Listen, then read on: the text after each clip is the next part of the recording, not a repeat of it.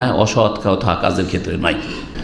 এই তাআত শব্দটি, আনুগত্য শব্দটি ব্যবহৃত হয়েছে মাতা পিতা সম্পর্কে। তাহলে এই বিষয়টি বুঝুন, কোন একজন ছেলে যদি তার বাবাকে শুধু রমজান মাসে মানে, তার মাকে খুব মানে রমজান মাসে, আর 11 মাস বাপ মাকে মানে না, ভালো ছেলে নাকি সে? সৎ ছেলে না অসৎ ছেলে? হ্যাঁ, জান্নাতি ছেলে না জাহান্নামী ছেলে? জাহান্নামী ছেলে। 11 মাস বাপ মাকে মানে না, 1 মাস শুধু বাপ মাকে মানে, খুব শ্রদ্ধা করে। হ্যাঁ, বিদেশে মানে, সৌদি আরবে থাকে, সৌদি আরব খুব মানে, কিন্তু দেশে গিয়ে মানে না, দেশে গিয়ে মানে না। যখন বাপের ঘরে ছিল তখন মানত, কিন্তু বাপের ঘর থেকে যখন হাত পা হয়ে গেছে, একটু বড় হয়ে গেছে, আর বিদেশে পড়ার জন্য মালয়েশিয়া পাঠিয়ে দিয়েছে অথবা অস্ট্রেলিয়া পাঠিয়ে, আজকাল যেমন পাঠাচ্ছে অধিকাংশ লোকেরা, হ্যাঁ ইউরোপ আমেরিকা পাঠিয়ে, তখন আর বাপ মাকে মানে না। তাহলে সৎ ছেলে না অসৎ ছেলে? অসৎ ছেলে, অসৎ ছেলে, তাই না?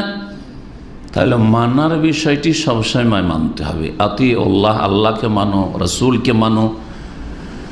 আর যদি আল্লাহ এবং রসুলকে কখনো মানো কখনো না মানো, রমজান মাসে মানো অন্য সময় না মানো, তাহলে এতে আমলগুলি বিনষ্ট হয়ে যাবে। ওয়ালা তুবতিলু আমালাকুম, তোমাদের আমলগুলিকে নষ্ট করে দিও না।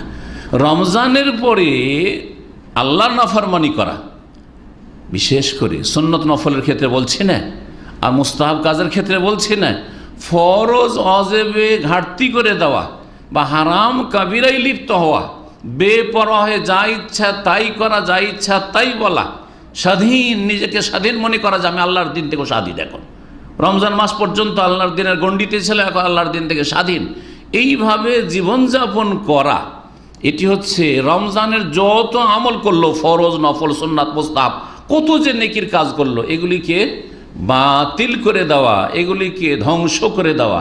আল্লাহ বলছেন ওয়ালা তুবতিলু আমালাকুম, তোমাদের আমলগুলিকে ধ্বংস করে দিও না। এই কয়েকটি আয়াত, প্রত্যেকটি আয়াতে শিক্ষা রয়েছে। এই কয়েকটি আয়াত থেকে যে শিক্ষার কথা বললাম, এগুলিকে মনে রাখবেন। সুতরাং এমন মুসলিম হবেন না যে এত মেহনত পরিশ্রম করলেন, কিন্তু শেষখানে সবগুলিকে কি করলেন? ধ্বংস করে দিলেন, ধ্বংস করে দিলেন। ওলামারা বলছেন কোনো এক মানুষ যদি একটা বিল্ডিং তৈরি করে, কত মেহনত পরিশ্রম করে বিল্ডিং তৈরি করলো, তৈরি করার পরে তারপরে চুরমার করে গুড়িয়ে দিলাম, তোকে কত নির্বোধ বলবেন, কত বেকুফ বলবেন, কত বোকা বলবেন, যেই ভাষায় বলেন না কেন, বলবেন না? বলবেন না? রমজান মাসে কত নেকির ঘর নির্মাণ করলো, জান্নাতের ঘরকে সুসজ্জিত করলো, জান্নাতে যাওয়ার জন্য প্রস্তুতি নিল, কত